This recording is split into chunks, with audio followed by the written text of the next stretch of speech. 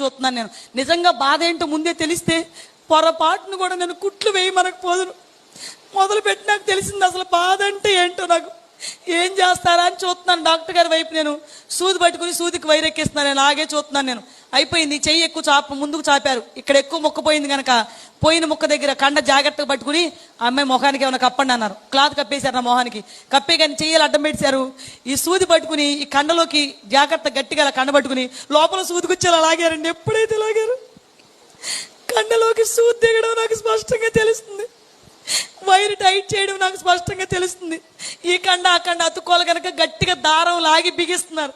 ఎప్పుడైతే బిగిస్తున్నారో భయంకరమైన బాధ తట్టుకోలేకపోతున్నాను. గట్టిగా టైట్ చేస్తుంటే విపరీతమైన బాధ వచ్చేస్తుంది. అరిస్తుంటే భయంకరమైన బాధ తట్టుకోలేకపోతున్నారు. కత్తిరి పెట్టి కట్ చేసి మళ్ళీ సూదికొచ్చి గట్టిగా టైట్ చేస్తున్నారు. ఒక కుట్టికి ఇంకో కుట్టికి సంబంధం లేకుండా ఎప్పటికప్పుడే లాగేసి టైట్ చేసి ముడేసి కట్ చేస్తున్నారు.